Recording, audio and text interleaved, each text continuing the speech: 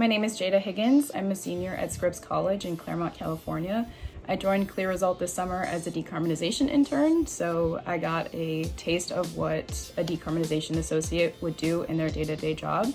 One of my main tasks was to create a Scope 3 emissions calculator, and that would basically ask for inputs, and then it would multiply it by the emissions factor. And I also learned about a bunch of other different projects that a decarbonization associate would do.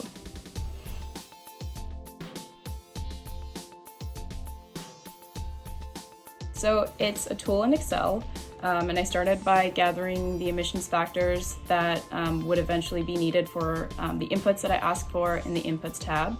So the facility would go in and they would answer the questions that I've asked to then calculate their answers, whether it be the amount of waste material or the amount of miles driven, and then they would get an estimate of how much nitrous oxide, how much methane, or how much CO2 was emitted in those processes, and then it would prepare the final report at the end for them.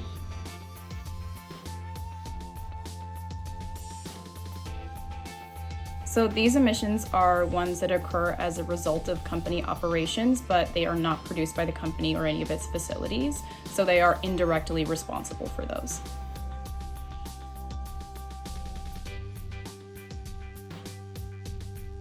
They have to be aware of the impact that their operations make. So end of life treatment, that means being responsible for where their products go after they're sold.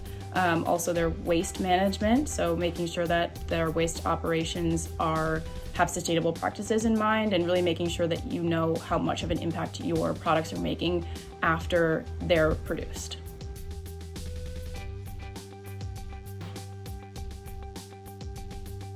I got exposure to a number of different things. The first thing that I did was read an ASHRAE Level 2 report to learn the energy audit process, and I learned it from the engineering perspective and other perspectives as well, just so that I could understand it as a decarbonization associate would have to go in and look at it.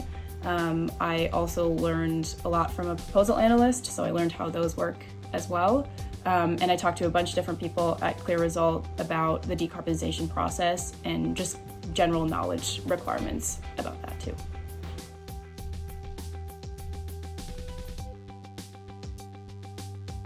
I think we can remember to be purposeful with our choices. So at the consumer level, this could look like buying a container of a product that has a refill option instead of having to buy a whole new container. And we've heard this forever, but bringing reusable bags to the store instead of using the plastic ones can be a huge help as well.